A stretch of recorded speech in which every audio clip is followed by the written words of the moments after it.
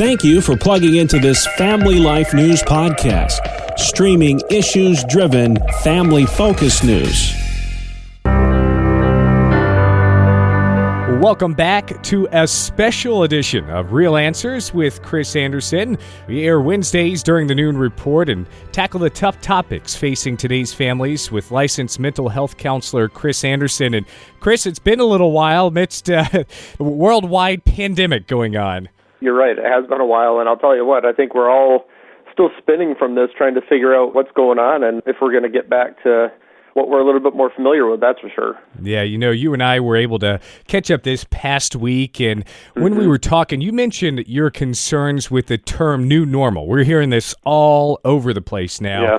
Can you explain this? Yeah, I think it's a good idea when we call this a new normal, that we're experiencing some sort of like a permanent shift here.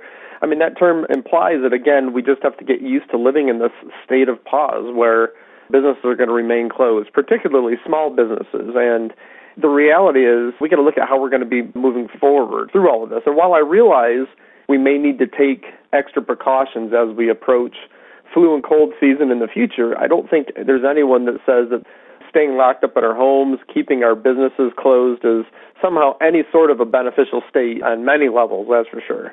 And I think it's in people's best interest to view this realistically. It's a temporary situation that will have some future ramifications, but I think folks on both sides of the political aisle don't want to see this continue as any sort of a normal. What kind of impact is this having on people in your work as a counselor? Brandon, I do a lot of work with college students, as you know, and they've been impacted quite a bit in terms of having to shift entirely to an online learning platform. Particularly this year's high school and college graduates, they've either had to postpone their graduation ceremonies or even move them online. We've seen that, I know with Houghton College had an online ceremony, as had some of these other colleges here locally. But, I've had some seniors tell me that they were disappointed that they couldn't engage in some of the more cherished, we'll call them springtime activities that seniors often participate in, such as senior weeks or spring weekends, that are normally full of outdoor activities or games, that almost like a pre-graduation celebration for folks who've made it to the end in their college years.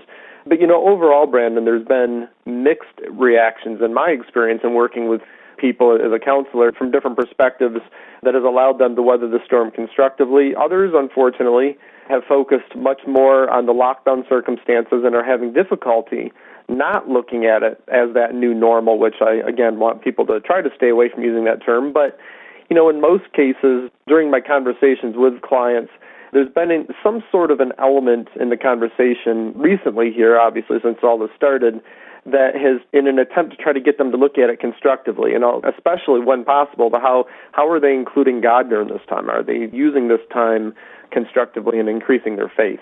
Let's expand a bit more on that positive attitude, because I think that's just so important. So how can this situation help us to become more resilient? As we look back over the past several generations, you and I were talking about the greatest generation. That's a term that has been used for our grandparents or now in many cases great-grandparents' generations.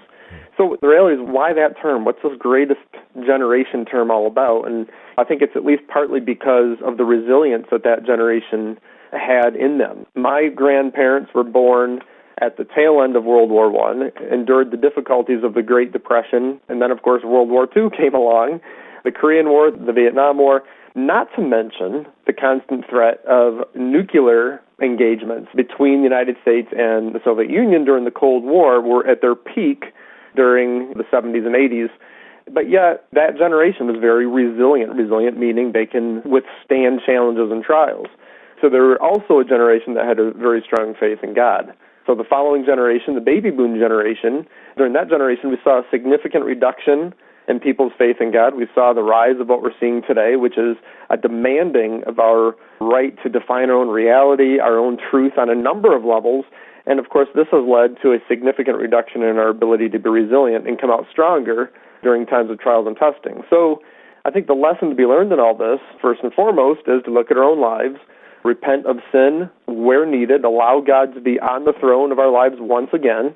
And then, as the Bible teaches, we need to allow trials and testing to refine our faith, make us stronger during this time. And once again, we need to place value, again, on learning history accurately, historical fact reporting, and instruction in our history classes once again as well.